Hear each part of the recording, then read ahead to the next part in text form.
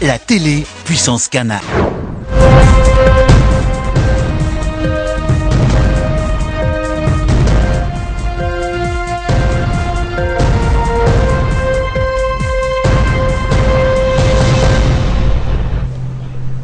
Mesdames et messieurs, bonsoir et bienvenue dans cette nouvelle édition de la soirée. Et au sommaire de l'actualité, un séminaire sur l'intégration régionale s'est ouvert aujourd'hui et c'était à l'Institut des études diplomatiques. Et pour la première fois depuis un quart de siècle, la Somalie a une ambassade aux États-Unis.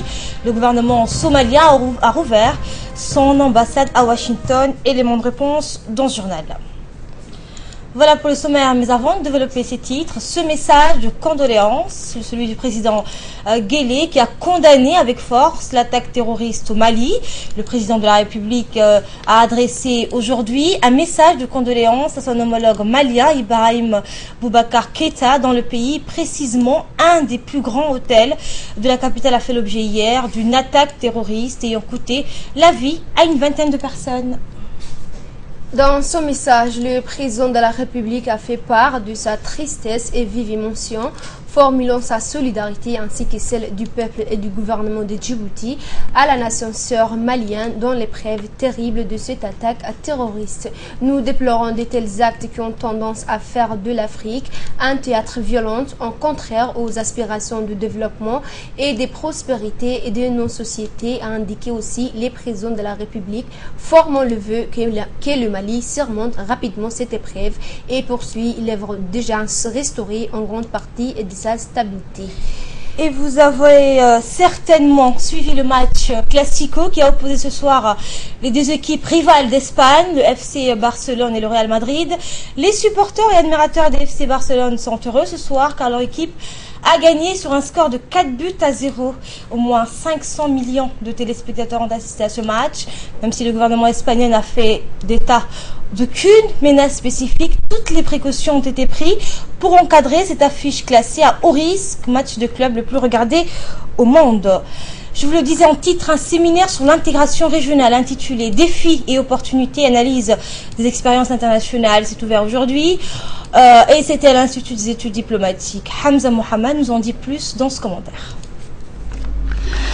Un séminaire sur l'intégration régionale intitulé Défis et opportunités et analyse des expériences internationales s'est ouvert aujourd'hui à l'Institut des études diplomatiques. La cérémonie de lancement de ces séminaires a vu la présence du secrétaire général du ministère des Affaires étrangères, Mohamed Ali Hassan, le directeur de l'Institut des études diplomatiques, Dr Moussa Ali Megag, des diplomates de haut cadre de l'administration, des cadres des établissements publics et du privé, ainsi que des parlementaires vont participer à ces séminaires. Ce séminaire se déroulera du 21 au 28 novembre et sera animé par un expert international chevronné, en l'occurrence M. Christian Guilmers, qui est un grand économiste avec une longue expérience dans ce domaine au sein de la Commission européenne et a servi au cours de sa carrière en Afrique, en Amérique latine et en Europe. Djibouti a des potentialités extraordinaires malgré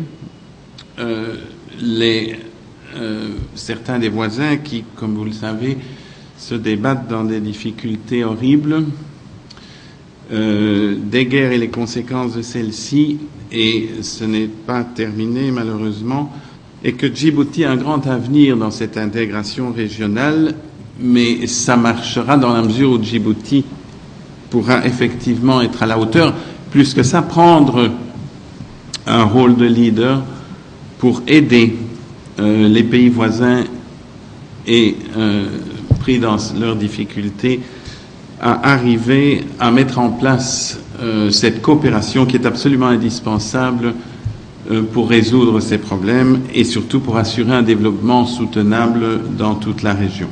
Ce séminaire sur l'intégration régionale vise à renforcer la capacité à maîtriser réellement des sujets techniques d'intérêt économique nationaux entre les pays voisins. Dr Moussa Ali Megag, directeur de l'Institut, se réjouit quant à lui de l'organisation de ces séminaires. L'organisation de ce genre d'événements est un moment important pour l'Institut des études diplomatiques qui continue de réunir sous forme d'ateliers des diplomates, des hauts cadres de notre administration, des cadres des établissements publics et du privé, mais aussi des parlementaires autour des sujets d'importance pour notre pays. Et ceci sous l'animation d'un expert international reconnu dans son domaine. Le réseau pédagogique international de ces académies nous offre une gamme diversifiée d'experts internationaux de haut niveau qui nous permet de maintenir la qualité de nos formations. Donc, mesdames et messieurs, ce séminaire est l'occasion pour vous de confronter vos acquis à un spécialiste en la matière et je souhaite que vos échanges soient couronnés de succès. Je voudrais aussi attirer votre attention qu'en tant que jeune institution qui a ambition de devenir un centre d'excellence, nous avons besoin de vos suggestions et de feedback pour continuer à améliorer la qualité de nos formations. Ce séminaire a été financé par l'Union européenne qui ne ménage aucun effort pour soutenir les activités de formation de l'Institut depuis son inauguration par le président de la République Ismaël Omar Guelleh. Hamza Mohamed Ahmed, RTD à l'Institut des études diplomatiques. Et écoutez, cette fois, le secrétaire général du ministère des Affaires étrangères, il a rappelé l'importance que revêt cet atelier. C'est un honneur pour nous de vous accueillir aujourd'hui à l'Institut, à l'occasion donc du lancement de ce séminaire sur l'intégration régionale, qui est donc une composante très importante de notre développement économique, puisque, comme vous le savez, c'est le 4e axe de la vision 2035 de développement de notre pays. C'est également le 4e axe sur lequel repose notre développement dans le cadre de la stratégie de croissance accélérée que nous appelons le SCAP. Et vous voyez bien que compte tenu de notre position, compte tenu de nos caractéristiques en tant que pays, que pour nous l'intégration régionale, c'est un facteur clé pour notre développement. Djibouti a pour ambition de servir de plateforme pour les pays de la région, et donc que nous puissions avoir les connaissances, les analyses, les tenants et les aboutissants de cette intégration régionale, c'est très important pour nous. Aujourd'hui, on a fait beaucoup de travail avec l'Éthiopie, mais il y a encore des pays avec lesquels nous pouvons faire beaucoup de choses, comme la Somalie, même si la situation politique ne le permet pas totalement. Ça reste quand même un pays pour lequel le gouvernement accorde une importance particulière dans ses activités de développement économique et d'intégration économique. Au-delà de l'Éthiopie, il y a le Sud-Soudan, qui, c'est vrai aussi, est dans une situation politique difficile, mais ça n'empêche pas de travailler là-dessus, avec l'Éthiopie comme un pays de transit. Et vous voyez bien que ce thème-là est capital pour notre pays, parce que toute notre stratégie repose là-dessus. Autre nouvelle du pays, suite aux pluies torrentielles qui sont abattues dans la ville de Djibouti, la semaine dernière, le ministère de la Santé a mené des actions de lutte contre la prolifération des mouches afin d'endiguer les cas de diarrhée ainsi que les autres maladies relatives aux problèmes d'hygiène. Le ministère de la Santé informe la population que les services d'hygiène va procéder à des actions fumigation à partir de demain dans tout le quartier de la capitale. Le ministère de la Santé démontre à toute la population qu'il est primordial de protéger l'environnement en évitant de jeter le déchet ménager sur la place publique.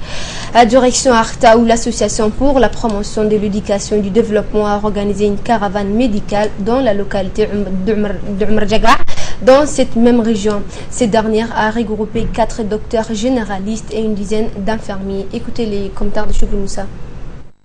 APED est une association active de la région d'Arta. Elle regroupe les jeunes diplômés et natifs de la région. Ils ont auparavant réalisé plusieurs activités, notamment de cours de soutien pour les élèves du collège et du lycée.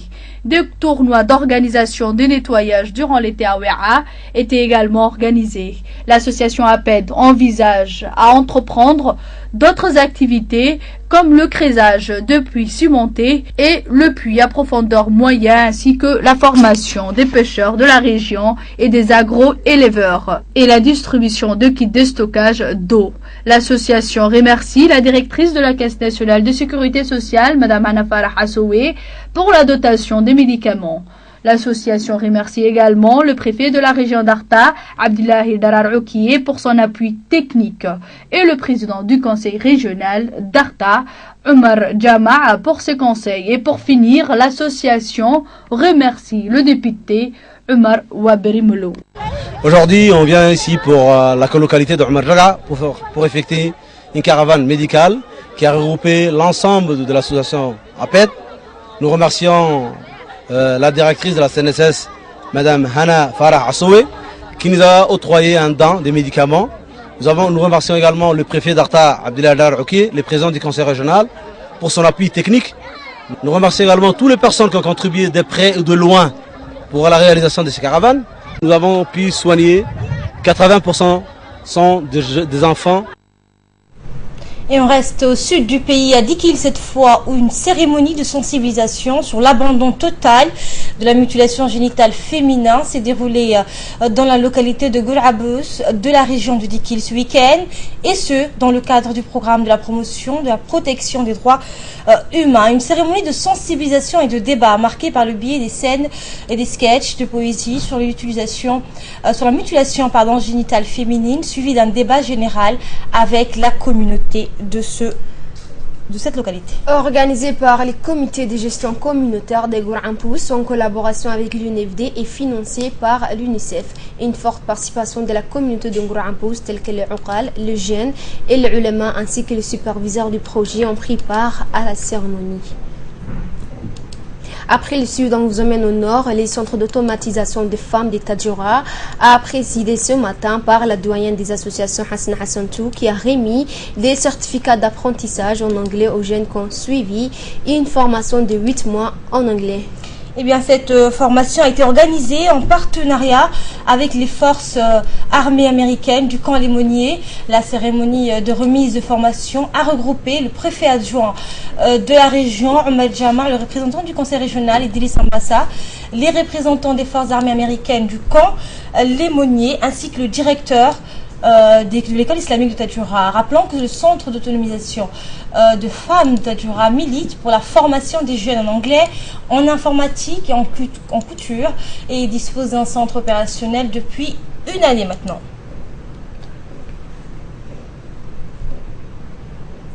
Ce matin, nous avons assisté à la remise de diplôme dans le centre d'automatisation de femmes, appelé CAF à Tadjoura. Donc, le CAF est présidé par Madame Hasna Hassantou, c'est la doyenne des associations. Donc, nous, on remercie Madame Hasna pour avoir formé dans ces formations de jeunes en anglais, en informatique et en couture. Donc, ce centre est un exemple pour tous les autres activistes et associations. On forme dans ce centre de jeunes qui demain vont travailler dans le port, dans les grandes entreprises qui vont venir. L'anglais, aujourd'hui, elle domine le monde. On a besoin de cours de soutien et de privés qui enseignent l'anglais. Et avoir la chance d'être formé à Tadjoura, c'est une grande opportunité que le CAF nous a permis. Et je remercie amplement Mme Hasna.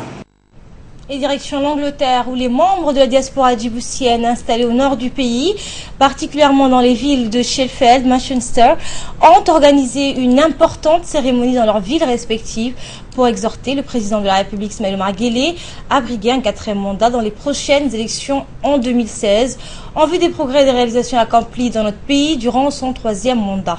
On écoute leur réaction.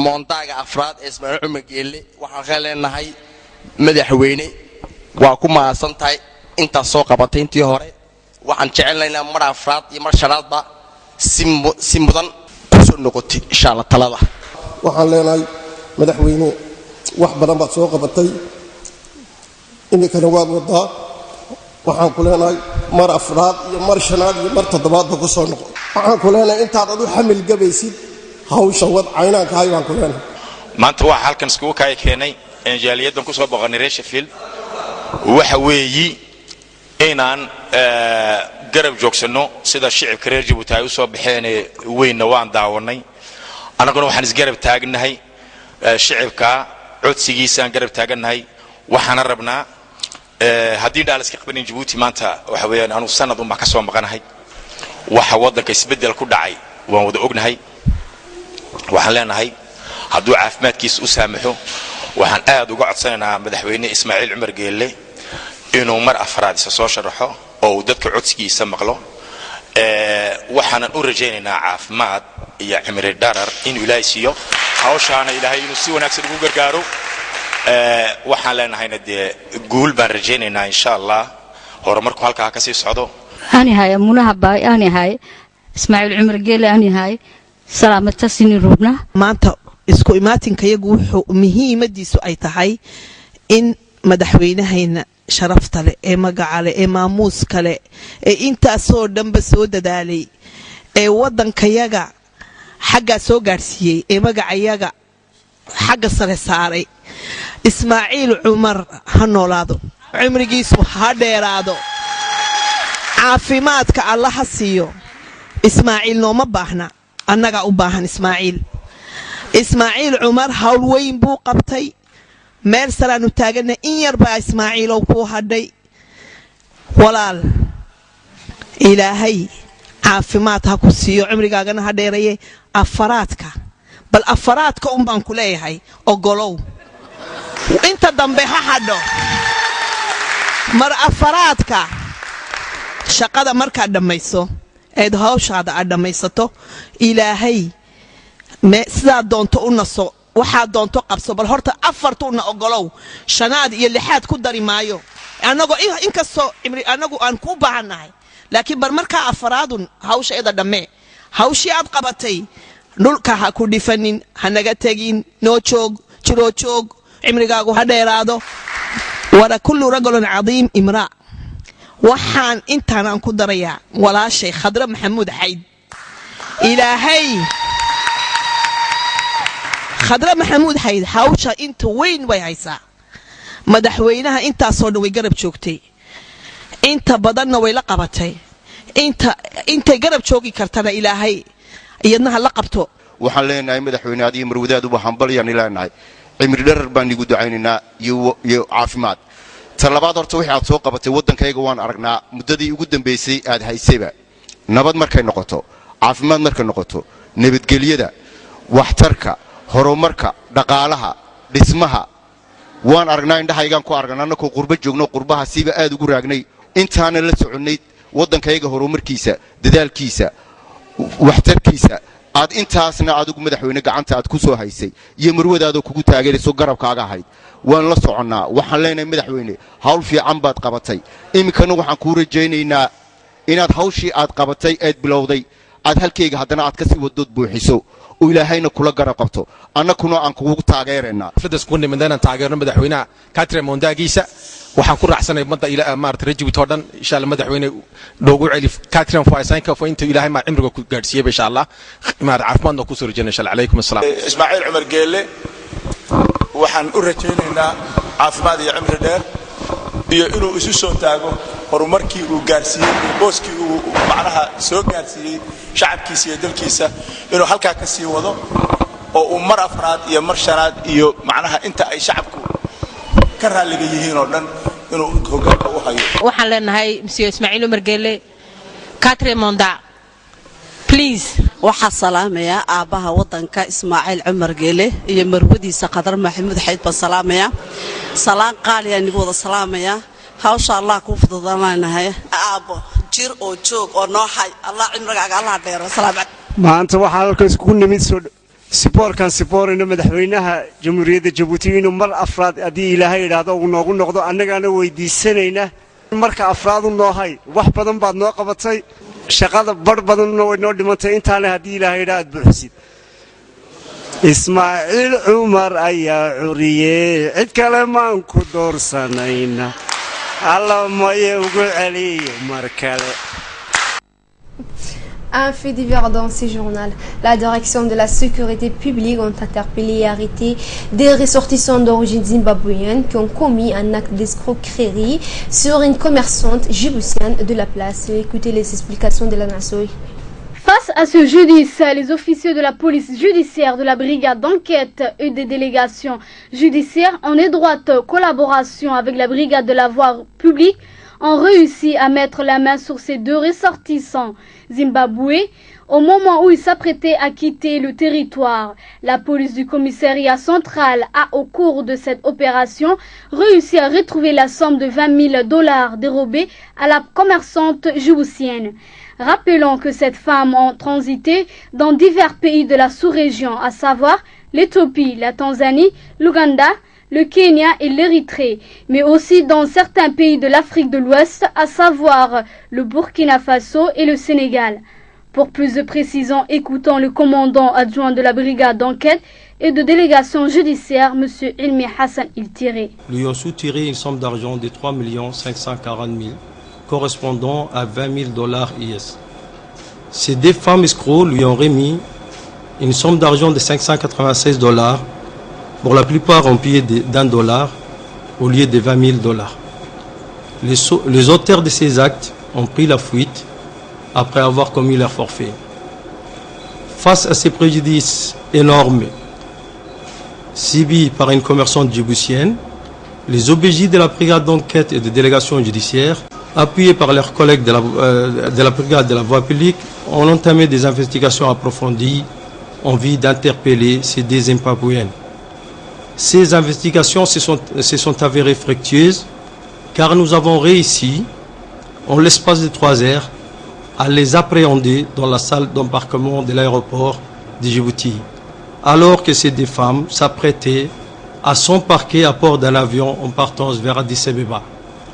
Nous avons également réussi à retrouver la somme de $20 000 dérobée à la commerçante djiboutienne. Et tout ceci en si peu de temps. Il s'agit là d'une affaire liée à la criminalité organisée transnationale, perpétrée cette fois par des femmes étrangères. Ces femmes ont passé dans divers pays de la sous-région, notamment l'Éthiopie, la Tanzanie, l'Ouganda, le Kenya, l'Érythrée, mais également dans certains pays de l'Afrique de l'Ouest, le Burkina Faso et le Sénégal, dont il aurait probablement commis des actes similaires. Nous attirons l'attention des commerçants djiboutiens pour faire preuve de vigilance face à ces agissements malveillants. Les photos et les identités de ces femmes ont été communiquées par voie d'Interpol afin d'informer nos partenaires de la police internationale. Ces deux femmes seront déférées dès demain matin devant le parquet de la République. Voilà donc pour les éclairages du commandant adjoint de la brigade d'enquête. Actualité régionale, cette fois, la Somalie a réouvert son ambassade à Washington après 24 ans de fermeture. Pour la première fois depuis un quart de siècle, la Somalie a une ambassade aux États-Unis. Le gouvernement somalien a réouvert donc son ambassade lors d'une cérémonie mercredi en présence du secrétaire d'État adjoint américain pour les affaires africaines, Linda Thomas, et le ministre des Affaires étrangères somalien, Abdisalam Omar. Le secrétaire adjoint américain a accueilli chaleureusement le retour officiel de la Somalie à Washington après une absence de près de 24 ans. Il a également souligné que cela était encore une autre étape vers la normalisation des relations américano-somaliennes, y compris la reconnaissance officielle du gouvernement somalien en janvier 2013 en accueillant le premier ambassadeur de Somalie à Washington en juillet 2014 et la visite historique du secrétaire d'État américain John Kerry à Mogadiscio en mai 2015. Le secrétaire adjoint a affirmé l'engagement des États-Unis à travailler avec les responsables du gouvernement somalien à apporter la stabilité, la sécurité et la prospérité à tous les peuples somaliens. La Somalie, donc on le rappelle, qui compte actuellement plus de 40 missions diplomatiques à travers ces dernières années, a embarqué sur l'amélioration de ses relations internationales qui a été fortement endommagée par les séquelles de la guerre civile qui a duré pendant plus de 2 décennies. À l'étranger toujours, suite aux événements survenus à Bamako, la capitale malienne, nous vous proposons un reportage de l'événement commenté par Hussein Oulet. Après l'attaque sanglante, vendredi, de l'hôtel Radisson de Bamako, l'un des hôtels les plus huppés de la capitale malienne, le gouvernement a annoncé l'état d'urgence pour 10 jours à compter d'hier minuit. Le bilan est lourd, a déploré Ibrahim Boubacar Keïta, le président malien, pendant une allocution à la télévision d'État, avant de déclarer 3 jours de deuil national. Le chef de l'État a précisé que 21 personnes, dont des assaillants, sont morts lors de cette attaque et qu'il y a 7 blessés. Un responsable des Nations Unies avait auparavant avancé sous les sceaux de l'anonymat un bilan de 27 morts. Parmi eux figure un ressortissant américain, un haut fonctionnaire belge de la Fédération Wallonie-Bruxelles en mission à Bamako et 3 ressortissants chinois, ce qui confirmait leurs pays respectifs. Au cours de l'attaque, 12 salariés d'Air France, des pilotes et 10 membres d'équipage ont été exfiltrés et conduits en lieu sûr, a annoncé la compagnie française, qui a décidé la suspension pendant une durée indéterminée qui est de ses vols entre Paris et Bamako. Cette attaque a été revendiquée par des djihadistes d'Al-Mourabitoun, groupe affilié à Al-Qaïda. Dans la soirée d'hier, le chef djihadiste algérien Mokhtar Ben Mokhtar a adressé un document sonore à la chaîne qatari Al Jazeera, dans lequel il reconnaît avoir mené l'opération de prise d'otages à l'hôtel Radisson de Bamako. C'est le journal de la rédaction. Merci de votre aimable attention.